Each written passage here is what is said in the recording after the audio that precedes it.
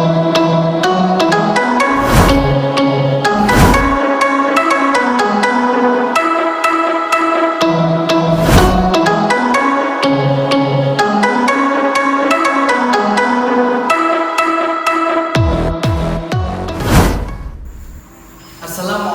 warahmatullahi wabarakatuh. Apa kabarnya anak-anak semua? Semoga kita semua selalu dilindungi oleh Allah Subhanahu wa taala. Di kesempatan kali ini, di video kali ini, Ustadz ingin menerangkan materi tentang ikhlas.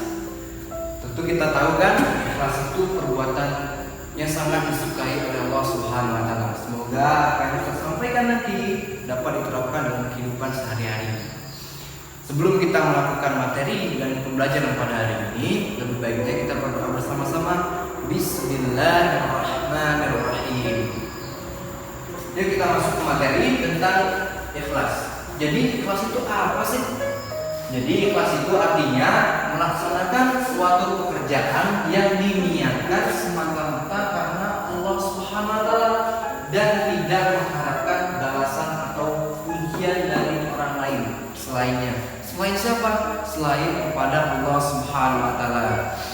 Jadi semua pekerjaan, semua perbuatan yang kita lakukan di dunia ini itu niatkanlah, niatkan hanya untuk Allah Subhanahu wa taala, semata-mata untuk Allah Subhanahu wa taala. Itu yang namanya ikhlas. Kita berharap keridhaan dari Allah Subhanahu wa taala. Jadi kalau orang yang melakukan ikhlas itu, orang yang melakukan perbuatan ikhlas itu disebut mukhlis. Orang yang melakukan perbuatan ikhlas itu disebut mukhlis, ya disebut mukhlis. Jadi orang yang sudah ikhlas itu disebut mukhlis, gitu. Nah, anak-anak di sini ada yang namanya mukhlis? Ini masya Allah, semoga selalu ikhlas.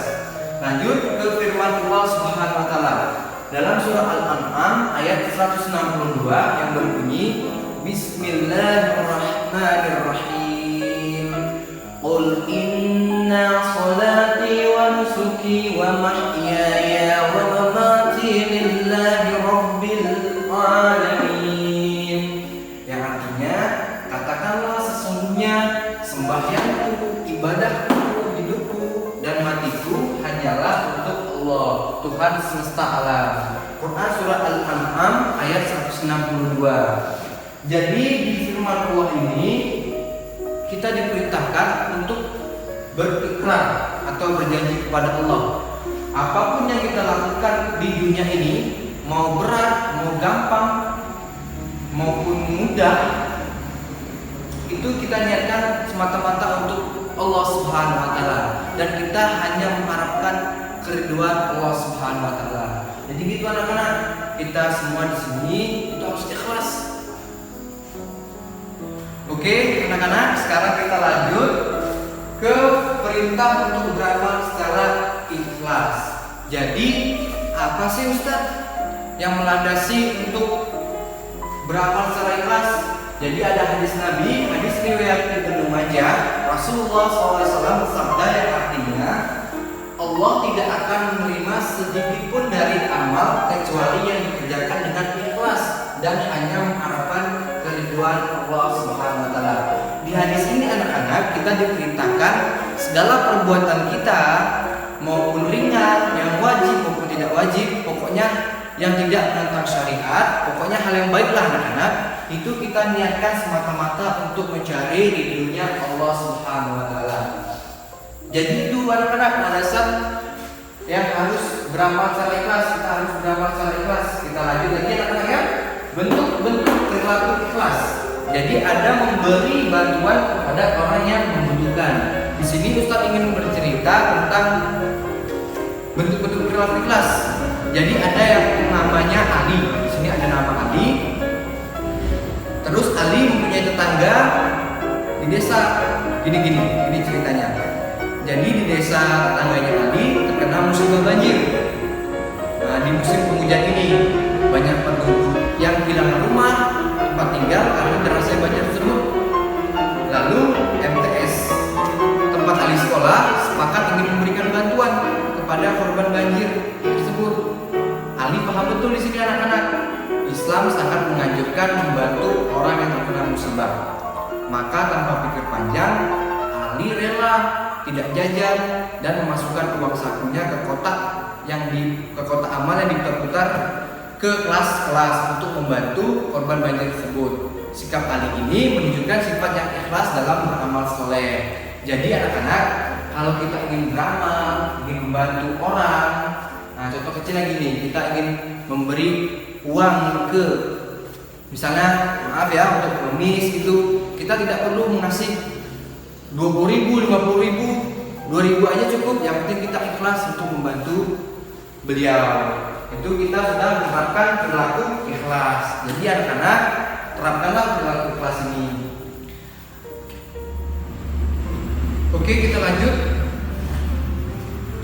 ke dampak positif dari sifat ikhlas. Jadi adakah Ustaz dampak positif dari sifat ikhlas? Ada tentunya anak-anak. Yang pertama, kita mendapatkan pahala, ya sesuai amal yang kita berikan tadi. Yang kedua, kita merasa puas karena sudah menjalankan perintah Allah Subhanahu wa taala dan tuntunan Rasulullah SAW. Dan yang ketiga, tidak sia-sia. Jadi sesuatu yang kita kerjakan, sesuatu yang kita berikan, itu pasti ada timbal baliknya dari Allah yang lebih baik lagi.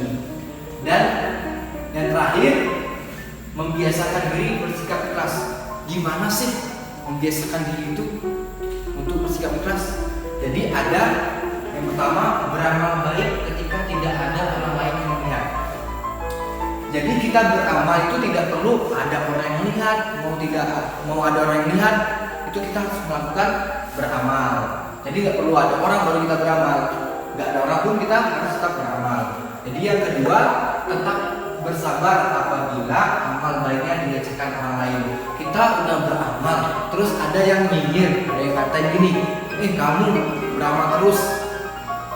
Nah, itu kita harus bersabar anak-anak, nggak apa-apa. Yang penting kita sesuai tujuan kita tadi, kita mencari ridho Allah Subhanahu wa taala.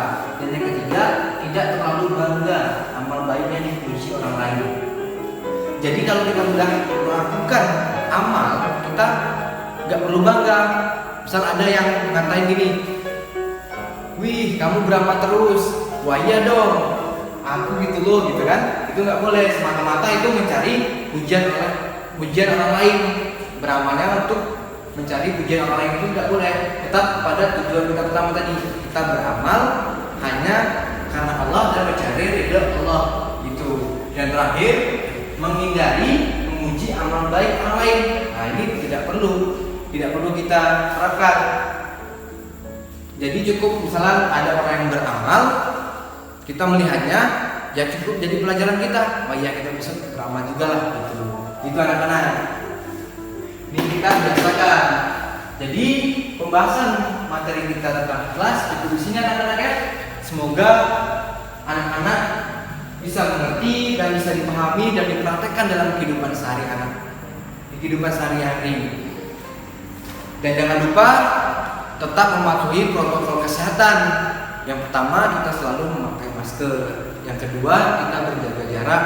Yang ketiga, kita selalu mencuci tangan. Dan yang keempat, jangan lupa kita berdoa kepada Allah Subhanahu wa taala. Supaya apa? Supaya kita terhindar dari virus ini. Bagusnya kita menutup pelajaran, kita berdoa bersama-sama dengan mengucapkan Alhamdulillah. Jadi cukup sekian pada hari ini dan video pembelajaran pada hari ini. Sampai ketemu di video berikutnya.